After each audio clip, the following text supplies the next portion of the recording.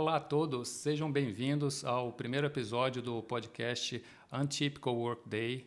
Esse podcast a gente vai falar muito aí sobre trabalho, sobre as formas novas e novas tecnologias que estão impactando o trabalho, que tornam o trabalho mais dinâmico. E o nome desse podcast ele veio do fato de existem perguntas, principalmente aí quem já fez aplicação para MBA, para algumas carreiras específicas, pedem uma descrição do que seria o seu dia típico, né? E muitas vezes não existe o dia típico. E esse podcast ele vem justamente para a gente discutir isso.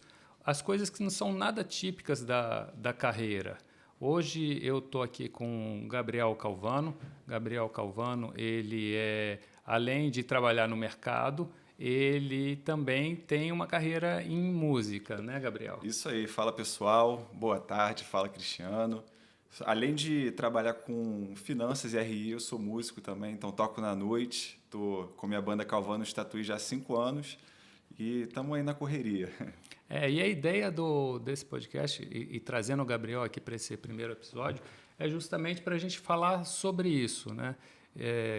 Hoje você está na área financeira, eu também, né, por coincidência, estou na área financeira, trabalho na área financeira, e até uma história engraçada, né? Como é que eu comecei nessa área. E nesse podcast a gente tem o objetivo de pessoas novas que estão entrando no mercado entenderem que muitas vezes as carreiras elas não são únicas. A gente dá voltas, a gente passa por vários caminhos. Então, contando como é que eu entrei nesse mercado. Eu fazia mestrado e mestrado ganhando bolsa muito baixa. Se você for ver hoje uma bolsa da CAPES, provavelmente era mesmo um valor próximo daquilo que eu recebia lá em 1995, mais de um século atrás, né? E eu queria sair e ir ganhar dinheiro de verdade, chega de ganhar dinheiro de bolsa. E apareceu lá na universidade uma pessoa, eu lembro dele até hoje, e entregando a idade aí, né? As pessoas vão lembrar do filme do Pica-Pau. Foi alguém que falando sobre bancos, que vendendo a ideia de que entrando para banco, naquela época banco de atacado, você ia ganhar muito dinheiro, ia ter iates, mulheres, salário. Tem um desenho do Pica-Pau, quem é da nossa geração vai lembrar disso, você provavelmente não. Mas foi aí que eu acabei entrando num banco no Rio de Janeiro e comecei minha carreira em finanças. Mas conta pra gente, Gabriel, como é que foi essa sua escolha pela carreira financeira e depois como é que você concilia? Porque hoje você também tem uma banda e tem 2 carreiras, né? Não foi muito, assim, não foi meio circunstancial a minha entrada também na carreira financeira, porque eu fazia administração na UF quando eu fiz vestibular, e eu fiz administração porque eu não sabia o que fazer, e eu passei para a UF, então fiz faculdade boa, federal, só que eu morava na Tijuca e ia estudar em Niterói.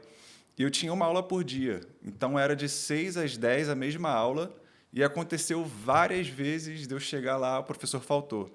E eu tinha saído da Tijuca para Niterói para voltar para casa para não ter aula. Aí eu falei, cara, vou fazer o Enem de novo, vou buscar uma outra carreira. E eu tinha um monte de amigo que fazia ciências contábeis na UFRJ e eu passei para esse curso.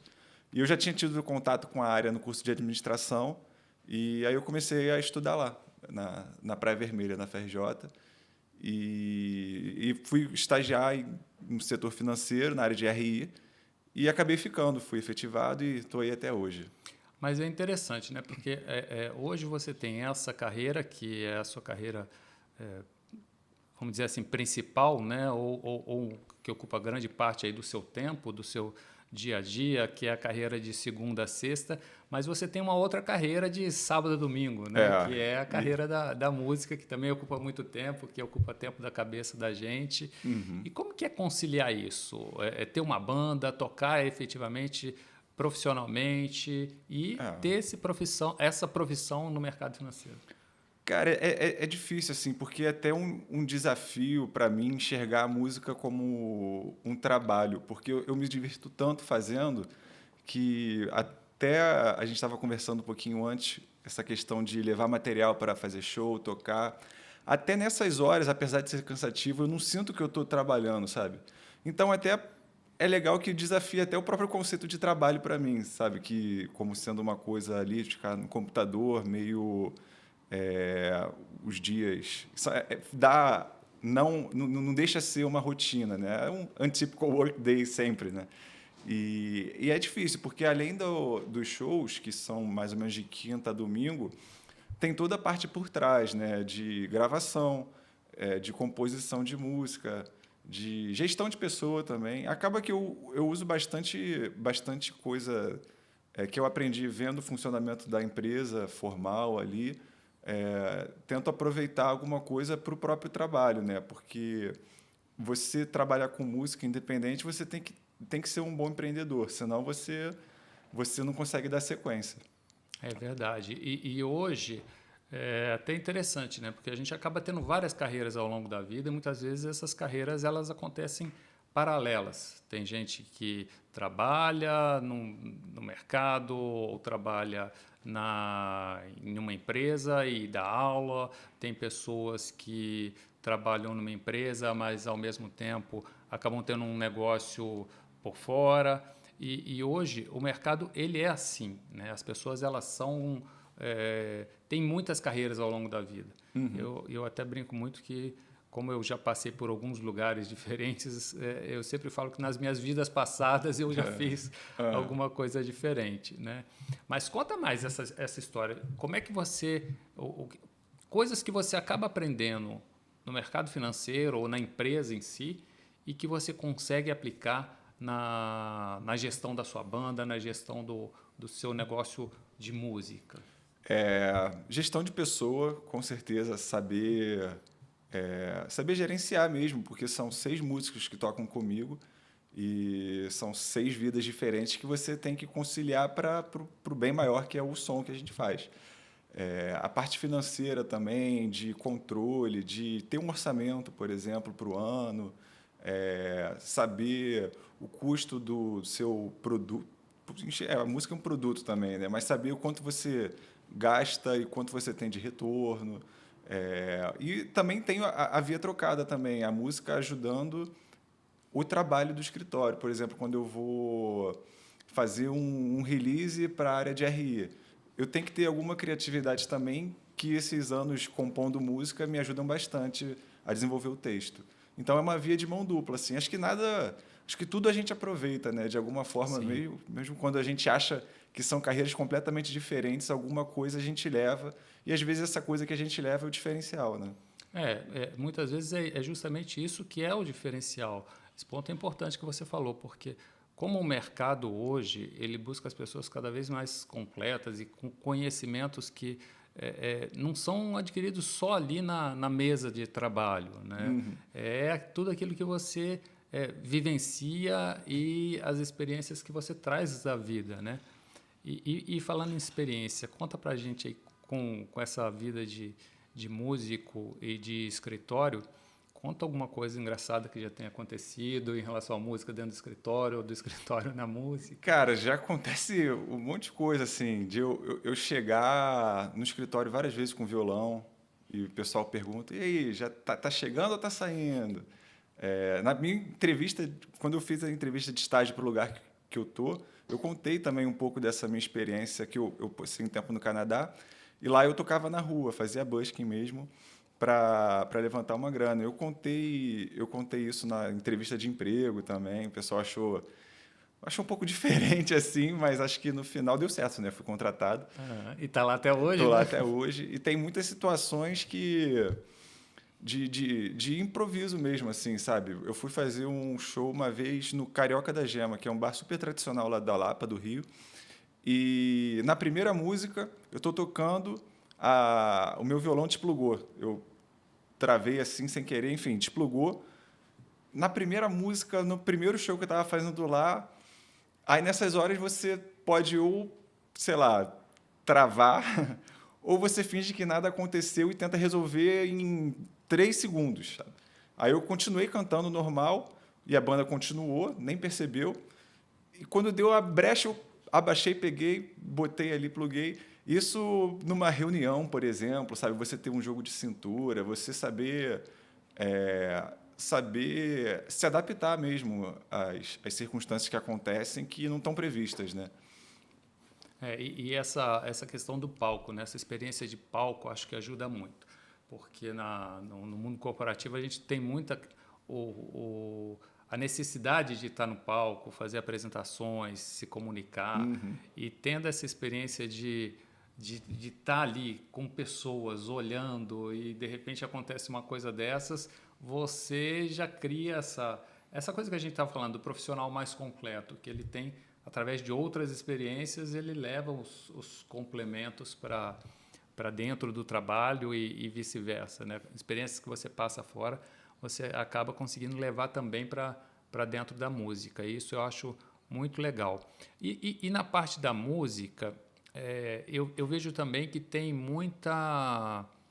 Eu também me inspiro muito na questão da música, porque você tem essa questão da criatividade que você precisa, você até falou, muitas vezes quando você vai fazer um relatório, ou então quando você vai fazer uma apresentação, você precisa, para convencer as pessoas, ter esse viés da criatividade, né? E como é que você... Eu já vi que algumas músicas suas, às vezes, estão até relacionadas à criatividade. Traz uma criatividade do trabalho. Tem uma música que você fala que está dando tchau pro pessoal no trabalho, né?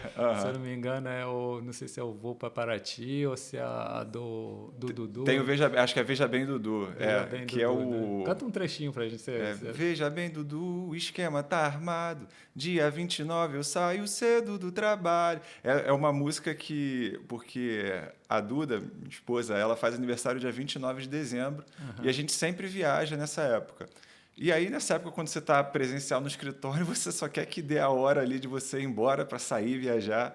E essa música fala sobre isso, sabe? Ah, bem legal. E é muito isso, né? As experiências do dia a dia trazem para a gente essa criatividade, e música tem muito isso. O que você vive no dia a dia que você transforma no trabalho, você transforma nesse seu trabalho de música, né?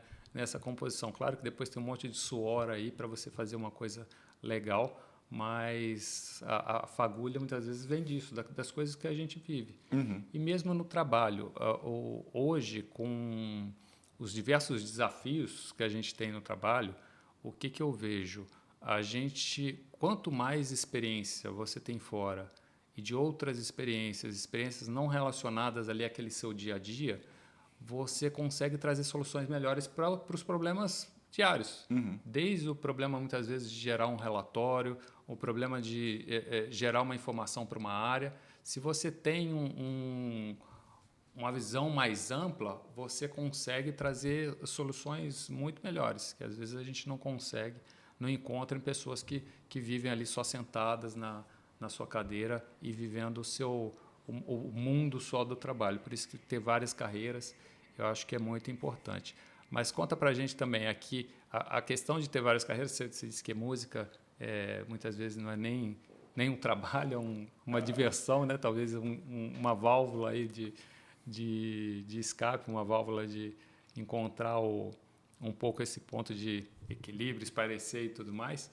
Mas tem a questão financeira também, né? Como é que é a música do ponto de vista financeiro? A gente estava antes até discutindo aqui remuneração dos músicos, a questão de direitos autorais, que hoje, acho que no mundo em geral, cada vez é mais difícil viver da remuneração de música. Né? A minha proposta assim de ter um trabalho autoral e eu não, o som que eu faço não é um som hoje, pelo menos de massa, assim, de pop, sabe? Eu tenho essa consciência. E no início, principalmente, você tem que ter outra fonte de renda, senão, porque se você depender da música só no início, assim, principalmente, que requer investimento, né? Você tem que não é, pode até acontecer, mas aí são exceções à regra, né? Porque você tem que construir as suas músicas, a sua discografia. E para você gravar com uma qualidade, você precisa de dinheiro para gravar, que não é baratinho. Barateou muito com o avanço das tecnologias, de home studio e tal, mas você precisa botar dinheiro em marketing. Então, acaba que o trabalho no escritório financia esse meu trabalho de música, de gravação, de investimento. Que eu enxergo a música como um trabalho, mas é aquilo, ela desafia os próprios conceitos do trabalho, né? Porque é tão prazeroso que você não sente. Mas a questão financeira da música, você tem que se reinventar sempre. É que nem é um empreendimento.